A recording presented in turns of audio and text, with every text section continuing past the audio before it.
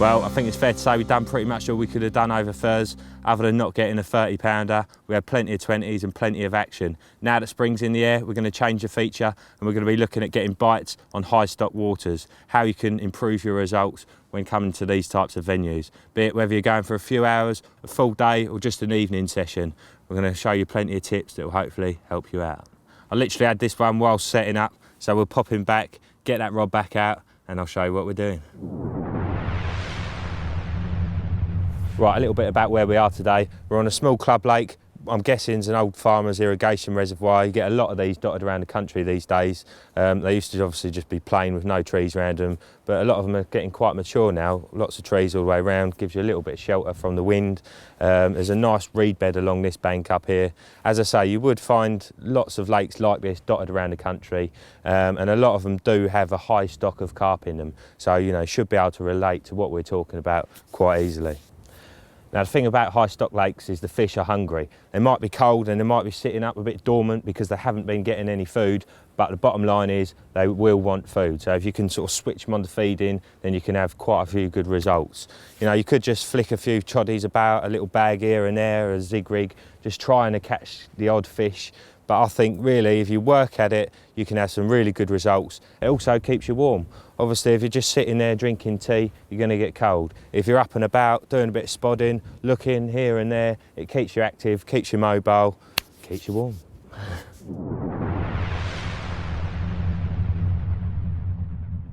Well, this is the swim I've chosen. Obviously, I don't know a great deal about the lake at all. All I do know is that that's the deeper end, that's the shallower end. And at the moment, we've got a freezing cold, biting easterly wind blowing down that way. And literally, you stand down there for 2 minutes and you can't feel your hands. So I've come on the back of the wind. Obviously, the wind line's just out to the left here.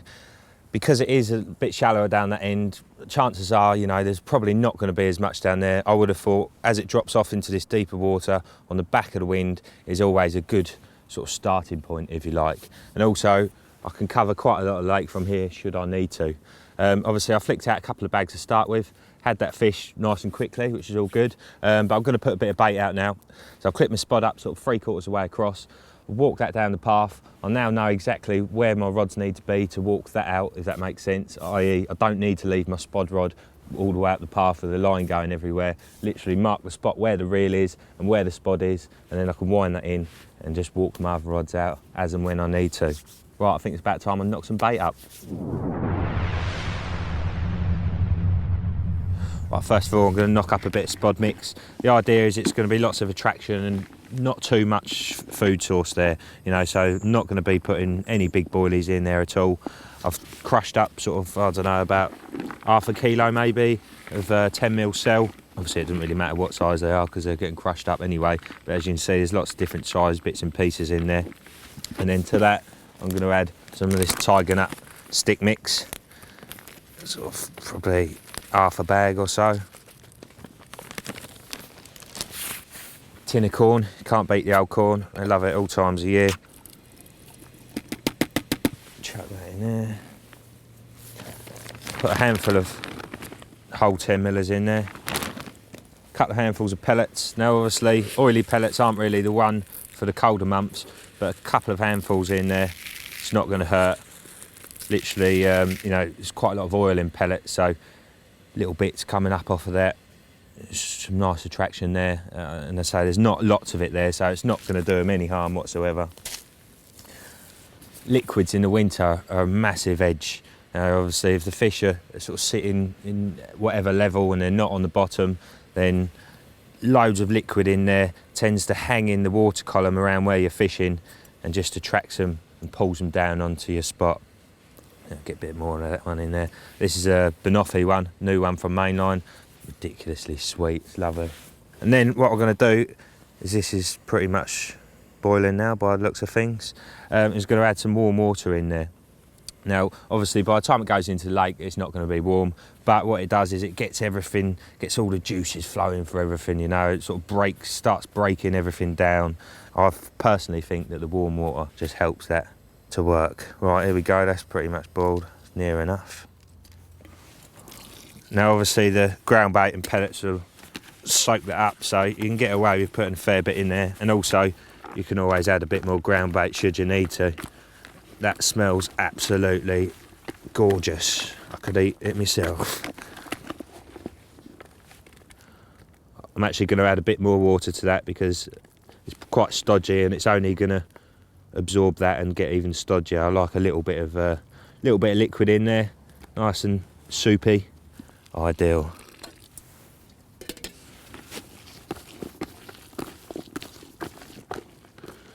There we go. Lovely bit of splodge. Right, that's the spod mix ready to go. Just need to knock myself up a little bag mix to go with it, and we'll get some of that bait out there. Bag mix, nice and simple. Literally crushed up cell. Add a bit of salt because I just like adding salt to everything, really. Palm full of salt in there. Little bit of the tiger nut stick mix. Now next up, something a little bit different. I'm going to add a bit of colour to my bag mix. Now mainline do these colours, obviously made for boilies, pop-ups and what have you. I think I'm going to use the yellow today. Just literally just makes it stand out that little bit more. You don't need a lot. I'd say sort of quarter, half a teaspoon. And you do want a little bit of moisture in there. Some left in that kettle. And I'm just going to shake it up. Get a bit of that banoffee liquid in there too, I reckon.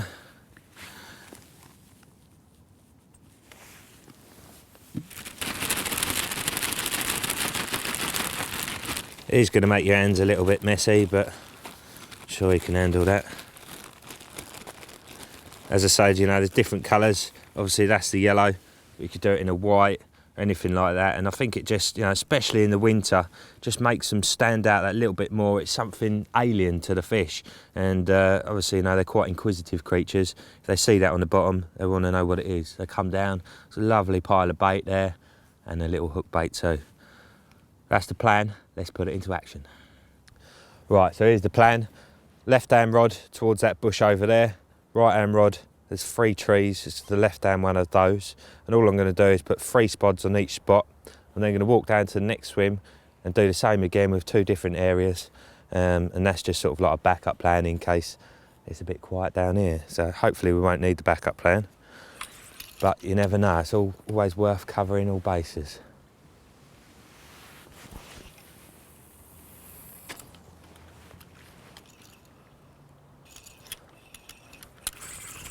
I'm not even doing full spods either, just literally half a spod at a time.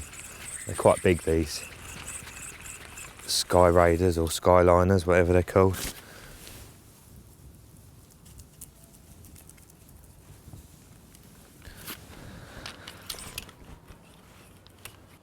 Right, that's that left hand spot done. Do the right hand spot. There's 1, 2 more of them.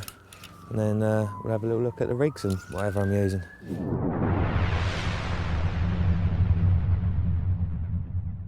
When fishing these high stock type of venues, I like to keep my hook baits really small and neat. This is kind of the average thing that you'd see used in this type of venue.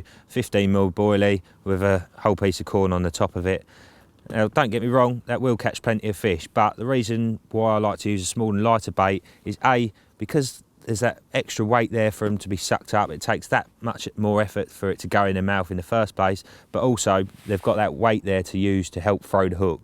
So if you've only just pricked the fish and the hook hasn't gone in past the barb, if they can shake the heads and there's a bit of weight there for them to use to dislodge that hook.